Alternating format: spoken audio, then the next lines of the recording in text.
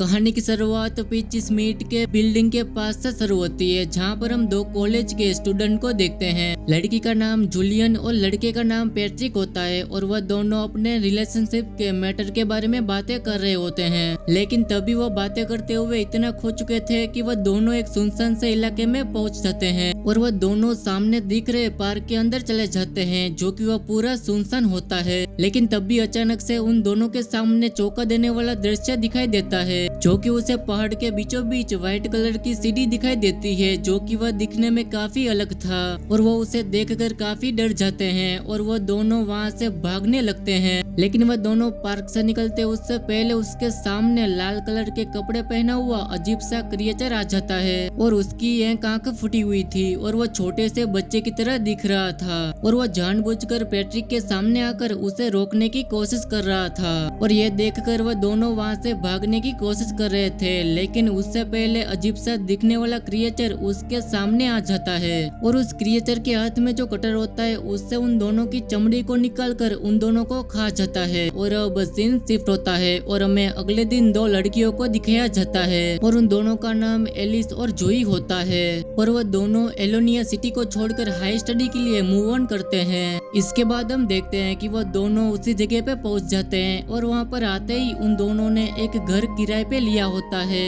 और ये घर मार्था नाम की औरत के वहाँ लिया होता है और ये घर उसी बिल्डिंग के पास होता है जिसका नाम पिचिस था और वो पार्क भी उसके घर के बाजू में था और वह दोनों पूरे घर को अच्छी तरह से देखने लगते हैं। इसके बाद सीन शिफ्ट होता है और अगले दिन एलिस को देखते हैं, जहाँ पर उन्हें कमाने के लिए पार्ट टाइम के लिए सीपीएस की जॉब ले ली थी, जो कि वह जॉब मिसिंग लोगों के बारे में पता लगाने का काम था। और अब चलते हुए एलिस का भी आज पहला दिन था और उसके साथ एक आदमी भी होता है जिसका नाम मिस्टर टोनी होता है, जो कि इसके कलीग थे और वो उनके साथ कार में बैठकर तानिया नाम की लड़की के घर में जूलियन नाम की लड़की की जिसकी लाश की मिसिंग के रिपोर्ट के लिए वहाँ पर जाते हैं। और ये लड़की और कोई नहीं बल्कि हमने कहानी के स्टार्टिंग में पैट्रिक के साथ जूलियन को देखा था और उसके रिपोर्ट के लिए मिस्टर टोनी और एलिस जा रहे थे। तानिया के घर पे आते ही टोनी वॉलसन की बेटी जूलियन के बारे में बातें ही कर रहे थे कि उसी वक्त एलिस के पीछे जो दीवार होती है उसमें अजीब से बच्चे को देखते हैं और ये और कोई नहीं बल्कि फुटी आंख वाला वही क्रिएचर होता है और वो अजीब तरीके से क्रिएचर दीवार को चाट रहा होता है।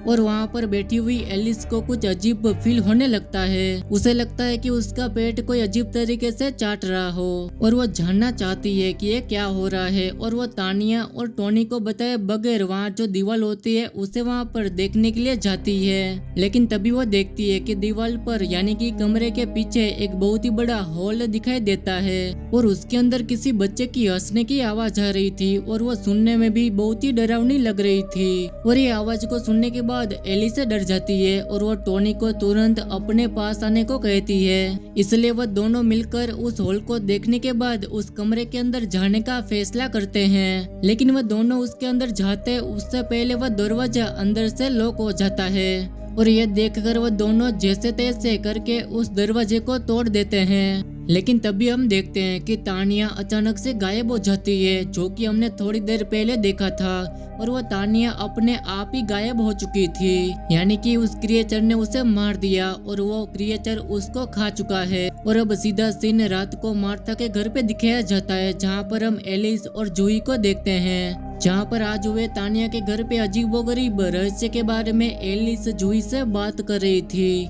और वह जूही एलिस के बातों को सुनने के बाद वह जानना चाहती है कि वो कैसे और किस तरह से अपने घर से ही तानिया गायब हुई और वह इसी वक्त तानिया के घर पे जाने के लिए कहती है। और अब एलिस और जूही कार में बैठकर जैसे तैसे तानिया के घर पे आ जाते हैं। लेकिन एलिस और जूही वह दोनों घर में और आसपास तानिया को ढूंढते हैं, लेकिन उसे कहीं भी तानिया नहीं मिली। और अब जूही रिलैक्स होने के लिए खिड़की के पास आकर सिगरेट पी रही थी कि तभी उसे वहाँ पर झाड़ियों के पीछे वही क्रिएचर जो वह लाल कपड़े पहना हुआ और उसकी आंख फूटी हुई थी वही क्रिएचर दिखता है। और वो क्रिएचर अजीब तरीके से खड़े होकर जूही को ही देख रहा था। और अब ऐसा डरावना सीन देखने के बाद जूही एलिस को ना बताते हुए और वो घर से बाहर आकर बिना सोचे समझे उस क्रिएचर के पीछे भागने लगती है और वो उसे पकड़ने के लिए चली जाती है। और जूही भागते भागते उसी पार्क के अंदर आ जाती है और वो क्रिएचर भी व्हाइट सीढ़ियों के पास आकर खड़ा हो जाता है। लेकिन जूही उसी व्हाइट एसिडी को देखती है और वो उससे समझती उससे पहले व्हाइट एसिडी में से बहुत ही बड़ा गेट होता है, उसमें से बहुत ही बड़ा क्रिएचर बाहर आता है और वो अपने साथ फटी आंख वाले बच्चे को लेकर उस तरफ बने गेट के अंदर चला जाता है। और ये डरावना सीन को देखकर जूही बहुत ही ज्यादा डर जाती है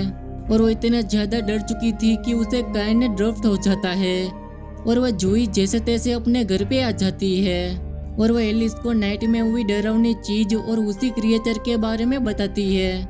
और वह एलिस को बिना बताए बगैर ही डर के मारे वो अपने सामान वगैरह पैक करके सिटी को छोड़ने के बाद अपने घर पे जा रही थी। जहाँ पर जूही जाते हुए देखकर एलिस लेडी मार्था के पास जाकर जूही को रोकने के लिए कहती है, लेकिन उससे पहले एलिस की नज़र दीवार पे लगे हुए फोटोज पर पड़ती है जहाँ पर हम पिक्चर के अंदर पीचिस नाम की फैमिली को देखते हैं, जिसे देखने के बाद जूही इसके बारे में मार्था से पूछती है कि ये लोग कौन थे। तभी मार्था उससे हैरान कर देने वाली बात बताती है कि होल एंटायर्स फैमिली आज से 50 साल पहले इस बिल्डिंग के अंदर जो बिल्डिंग के ऊपर पीचिस लिखा था